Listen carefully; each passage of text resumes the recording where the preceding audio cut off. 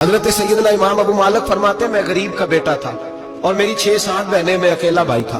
आप फरमाते मेरे अब्बा जी फौत हो गए। मेरी अम्मी पकड़ के मुझे एक धोबी की दुकान पे ले गई, कहने लगी इसे कपड़े धोने का तरीका बता दे, ये भी एक छोटी सी लॉन्ड्री की दुकान खोल लेगा, मेरी बेटियों का पेट पालेगा। धोबी कहने लगा ठीक है, मैं 2-3 दिरहम भी दूंगा महीने के, और जब काम सीख जाएगा तो तनख्वाह बढ़ जाएगा।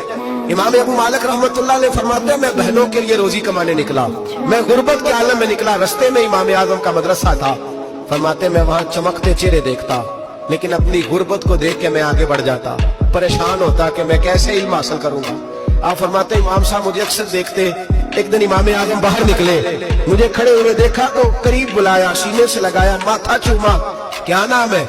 मैंने कहा अबू मालिक मेरा नाम है। कहा तुम्हें पढ़ने का शौक है? कहा बड़ा शौक है। कहने लगे चल आजा पढ़ा कर, आजा मदरसे में पढ़ा कर। कहते मैं सारा दिन वहां पढ़ता, घर से काम करने आता, सारा दिन इमाम आजम के पास पढ़ता रहता। महीना आया तो मेरी अम्मा कहने लगी तनख्वाह लाओ। मैंने कहा अम्मी जी तनख्वाह तो वो देगा जो ड्यूटी पे जाता हो, मैं तो पढ़ने जाता हूँ।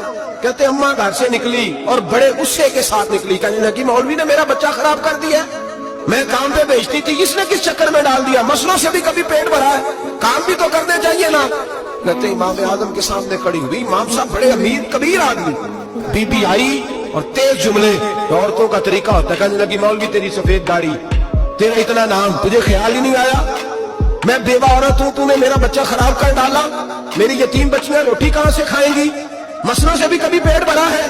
कहती इतने सख्त जुमले कहे, पर कुर्बान जाओ इमाम आजम सुनते रहे और मुस्कुराते रहे।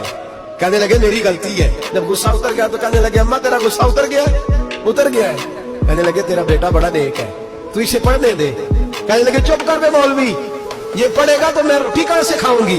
इमाम साहब कहने लगे मुझे बताएगी तेरे घर का खर्चा कितना है?